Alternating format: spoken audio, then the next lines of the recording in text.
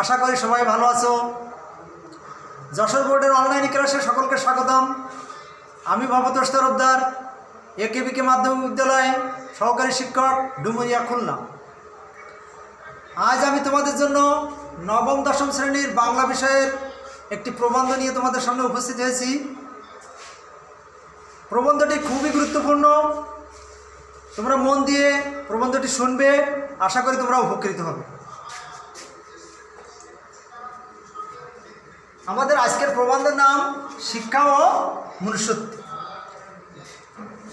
এই শিক্ষা মনুষ্যত্ব প্রবন্ধকারকে মোতাহার হোসেন চৌধুরী। তো প্রিয় শিক্ষার্থীরা, চলো আমরা প্রথমে জেনে নিই আমরা এই পাঠ থেকে কি শিখব। আজকে আমরা এই পাঠ থেকে শিখব লেখকের জীবন বৃত্তান্ত। তোমরা লেখকের জীবন বৃত্তান্ত বলতে পারবে, জীব সত্তা ও মানব সত্তার মধ্যে পার্থক্য বর্ণনা করতে পারবে, শিক্ষা ও মনুষ্যত্ব অধ্যয়ন করে সঠিক মুক্তির পথ নির্ধারণ করতে পারবে, গল্পের বিষয়বস্তু ব্যাখ্যা দিতে পারবে। গল্পের বিষয়বস্তু। প্রিয় শিক্ষার্থীরা, প্রথমেই চলো আমরা প্রবন্ধকার মোতাহার হোসেন চৌধুরী সম্পর্কে আমরা কিছু জেনে নিই। প্রবন্ধকার মোতাহার হোসেন চৌধুরী, যার জন্ম তোমরা একটা ছবি ইতিমধ্যে দেখতে পাচ্ছ। তার জন্ম 1903 সালে, জন্মভূমি কুমিল্লা। তিনি ঢাকা বিশ্ববিদ্যালয় থেকে MA পাস করার পর বাংলা ভাষা ও সাহিত্য অধ্যাপনা করেন। ঢাকা থেকে প্রকাশিত শিক্ষা পত্রিকার সাথে তিনি সংযুক্ত ছিলেন। তার লেখার মননশীলতায়, লেখার ভিতরে আমরা মননশীলতা ও চিন্তার স্বাচ্ছন্দ্য প্রকাশ ঘটেছে। তার উল্লেখযোগ্য প্রবন্ধ গ্রন্থ সংস্কৃত কথা বাংলা সাহিত্যের মননশীল ধারার একটি অন্যতম তার সংযোগ। আমরা জানি তার লেখায়, তার প্রবন্ধে আমরা সবসময় একটা জীবন দর্শন সবসময় খুঁজে পাই। তো এই সৃষ্টিশীল প্রবন্ধকার তিনি মৃত্যুবরণ করেন 1956 সালে। আমরা উপরের ক্লাসগুলোতে তার সম্পর্কে আরও অনেক কিছু জানব। তো আমরা চলো প্রবন্ধে ফিরে যাই। আমি প্রবন্ধটা রিডিং পড়ার পর তোমাদের একটু বিশ্লেষণ করে বুঝাবো, তোমরা বোঝার চেষ্টা করবে, কারণ এই প্রবন্ধটি তোমাদের কাছে একটু কঠিন বলে আমার মনে হয়। মানুষের জীবনকে একটি দোতলা ঘরের সঙ্গে তুলনা করা যেতে পারে। জীবসত্তা সেই ঘরের নিচের তলা, আর মানব সত্তা বা মনুষ্যত্ব উপরের তলা। তো দেখো শিক্ষার্থীরা, আমরা প্রত্যেকে মানুষ মানে জীব। একদিকে যেমন জীব, আবার মানুষের একটা আলাদা সত্তা আছে যা অন্য কোনো জীবের ভিতরে নেই, সেটা হলো কি মানব সত্তা। তা আমাদের প্রবন্ধকার আমাদের মানব জীবনকে দুটি স্তরে ভাগ করেছেন। প্রথম স্তর কি? জীব সত্তা। জীব সত্তা কি? অর্থাৎ জীবন ধারণের জন্য এই যে খাদ্য, বস্ত্র, বাসস্থান, যেটা না হলে আমাদের জীবন চলেই না, এটাকে তিনি জীব সত্তায় নিয়েছেন।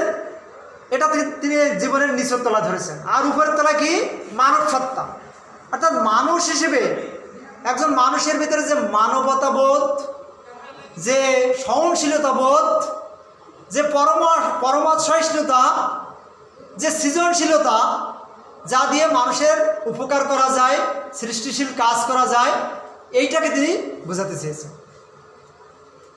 জীব সত্তার ঘর থেকে মানব সত্তার ঘরে উঠবার মই হচ্ছে শিক্ষা। আমরা জীব সত্তা থেকে যখন মানব সত্তায় উঠবো, তার একটাই মাধ্যম, সেটা হলো শিক্ষা। সেটা প্রাতিষ্ঠানিক শিক্ষা হতে পারে বা জীবনগত শিক্ষাও হতে। এই শিক্ষা ছাড়া মানুষ মানব সত্তায় পৌঁছাতে পারে না। শিক্ষাই আমাদের মানব সত্তার ঘরে নিয়ে যেতে পারে। অবশ্য জীব সত্তার ঘরে জীব সত্তার ঘরেও সে কাজ করে। অর্থাৎ কে কাজ করে? ওই শিক্ষা কাজ করে। জীব খুদ বিভাষার ব্যাপারটা মানবিক করাই হলো তার কাজ। তার অন্যতম কাজ কি?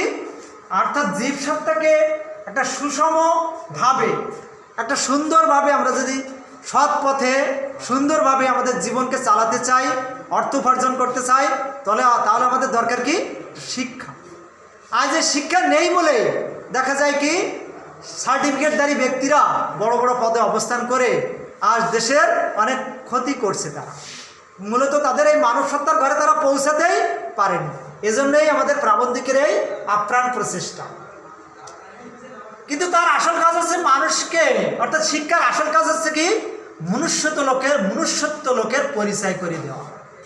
অন্য কথায় শিক্ষার যেমন প্রয়োজনীয় দিক আছে তেমনি অপ্রয়োজনীয় দিকও আছে।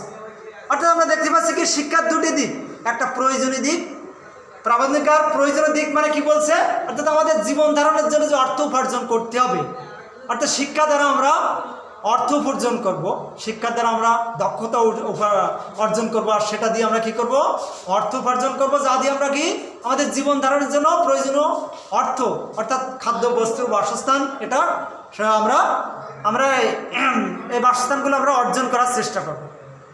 এটাকে তিনি প্রয়োজনীয় দিক বলছেন। আর অন্যদিকে কি অপ্রয়োজনীয় দিক বলতে তিনি বোঝাচ্ছেন সেই মানবিকতা, মনুষ্যত্ববোধ, পরমত সহিষ্ণুতা, এগুলো জাগ্রত করতে তিনি এটাকে বলছেন অপ্রয়োজনীয় দিক। তিনি এই অপ্রয়োজনীয় দিকটাই বিশেষভাবে জোর দিয়েছেন। অপ্রয়োজনীয় দিকই তার শ্রেষ্ঠ দিক। সে শিখায় কী করে জীবনকে উপভোগ করতে হয়, কী করে মনোমালিক হয়ে অনুভূতি ও কল্পনার রস আস্বাদন করা যায়। অর্থাৎ একজন মানুষ শুধু তার অর্থ উপার্জন করে স্বার্থ সিদ্ধির কাজে ব্যস্ত থাকলে হবে না, মূলত তার সৃষ্টিশীল কাজে মনোনিবেশ করে সে মনোমালিক হতে হবে। সে মানুষকে সেবামূলক কাজ করবে, এতেই প্রকৃত শান্তি। শিক্ষার এই দিকটা যে বড় হয়ে ওঠে না, তার কারণ ভুল শিক্ষা ও নিচের তলার বিশৃঙ্খল জীবসত্তার ঘরটি এমন বিশৃঙ্খল হয়ে আছে যে হতভাগ্য মানুষকে সবসময় সেই সম্বন্ধে সচেতন থাকতে হয়। অর্থাৎ আমরা দেখতে পাচ্ছি কি আজ বড় বড় ডিগ্রিধারী ব্যক্তি তারা শুধু অর্থের চিন্তায় সবসময় তারা বন্দী। এজন্য তারা ক্ষতিকর দিক, তারা আজ বড় পদে যে মানুষের উপকারে না এসে ক্ষতিকর দিক হয়। তারা আমরা দেখতে পাচ্ছি কি এই জীবসত্তার এই আজ বড় গাড়ি করব, বড় বাড়ি করব, অর্থ কোটি কোটি অর্থ সঞ্চয় করব, এই জীবসত্তার এইগুলো নিয়েই তারা মেতে থাকে, যার জন্য কি দেশের দশের পৃথিবীর মঙ্গল তারা বয়ে আনতে পারে না। মূলত তারা মানব সত্তার ঘরে পৌঁছাতে পারেনি। উপরের তলার কথা সে মনেই আনতে পারে না। অর্থ চিন্তার নিগড়ে সকলে আজ বন্দী। ধনী দরিদ্র সকলের অন্তরে সেই একটাই ধনী উত্তর হচ্ছে কি চাই চাই চাই। অর্থাৎ তার অন্য চিন্তা তথা অর্থ চিন্তা থেকে মানুষ মুক্তি না পেলে অর্থ সাধনায় জীবন সাধনা নয়, একথা মানুষকে ভালো করে বোঝাতে না পারলে জীবনের শিক্ষায় সে সোনা ফলাতে পারবে না।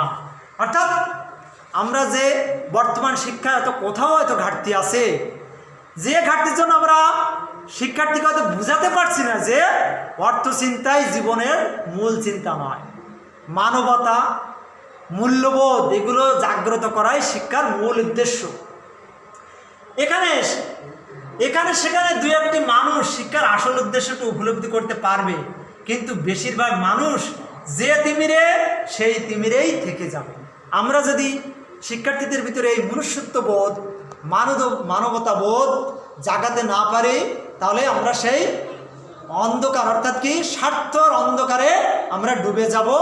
দেশ ও দশের আজ আমরা দেখতে পাচ্ছি সমাজের আনাচে কানাচে যে দুর্বিচার, যে অকল্যাণকর কার্যকর ঘটাচ্ছে আজ যুবক সম্প্রদায়, তার মূল কারণ কি শিক্ষার মূল উদ্দেশ্য থেকে তারা বঞ্চিত। তাই অন্য চিন্তার নিকট থেকে মানুষকে মুক্তি দেওয়ার চেষ্টা চলছে, তা অভিনন্দনযোগ্য। অর্থাৎ আমাদের সরকার আমাদের সব কিছুই দেওয়ার চেষ্টা করছে, কেউ যাতে না খেয়ে মরে, সবাই যাতে অর্থের স্বাচ্ছন্দ্য নিয়ে আসতে পারে, কিন্তু তাদের মূল্যবোধটা জাগ্রত হচ্ছে না। যদি লক্ষ্য সম্বন্ধে সচেতন না থাকলে সে চেষ্টা বেশি দূর নিয়ে যেতে পারবে বলে মনে হয় না।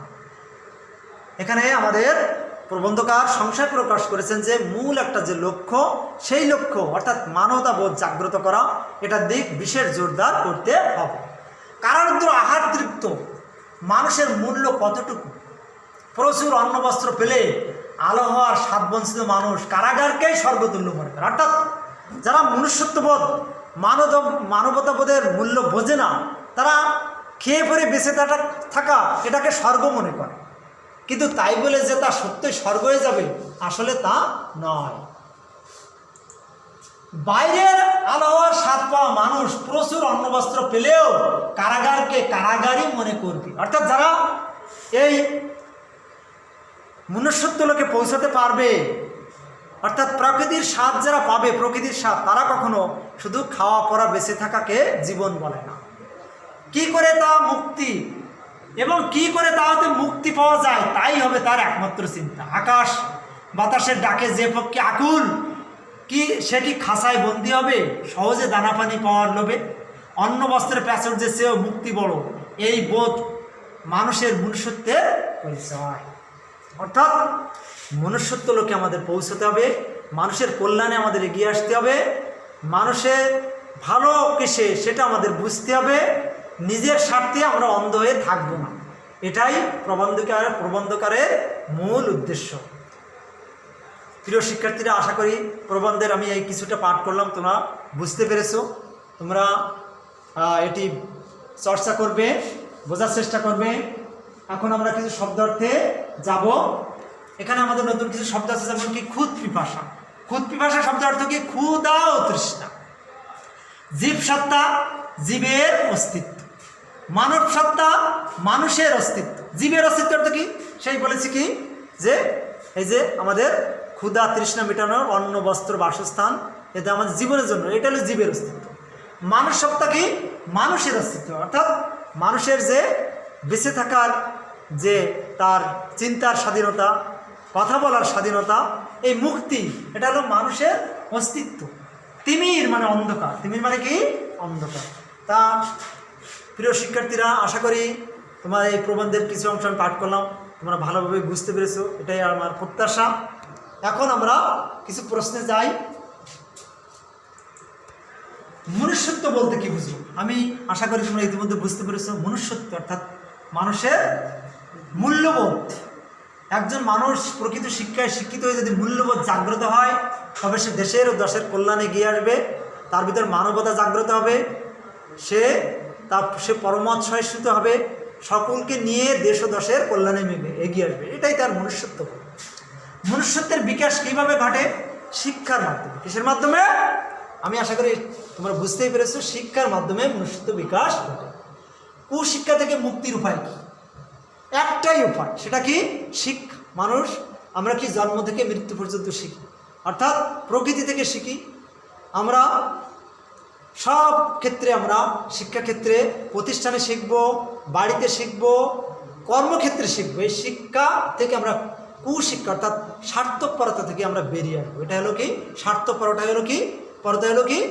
কুশিক্ষা। এটার থেকে আমরা বেরিয়ে আসবো। জীবসত্তা ও মনুষ্যত্বের মধ্যে পার্থক্য ইতিমধ্যেই তোমরা বুঝতে পেরেছো আশা করি। জীবসত্তা আমাদের জীবন ধারণের যে উপকরণগুলো লাগে, এটা। মনুষ্যত্ব কি? আমাদের মূল্যবোধ থেকে যে আমরা কর্ম করি, এটা হলো আমাদের মনুষ্যত্ব। অর্থাৎ কি? জীবসত্তা মানুষের জীবন ধারণের জন্য প্রয়োজন, মনুষ্যত্ব মানুষের মুক্তির জন্য প্রয়োজন। এটাই তার মূল পার্থক্য। তো আশা করি শিক্ষার্থী, তোমরা পাঠটা ভালোভাবে বুঝতে পেরেছো। তোমরা বারবার পড়বে, চর্চা করবে, তবেই এটা ভালোভাবে বুঝতে পারবে। আমি এই প্রবন্ধের বাকি অংশ পরবর্তী একটা ক্লাসে আমি শেষ করব। তো আজকে আমি তোমাদের একটা বাড়ির কাজ দিয়ে আজকের ক্লাস আমি শেষ করতে চাই।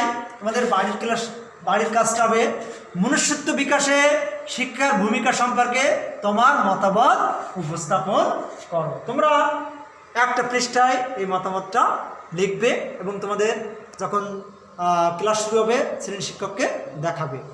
তো আজকে ধন্যবাদ জানিয়ে আমি ক্লাস শেষ করছি। সকলে সুস্থ থাকো, ভালো থাকো, এই কামনাই করি।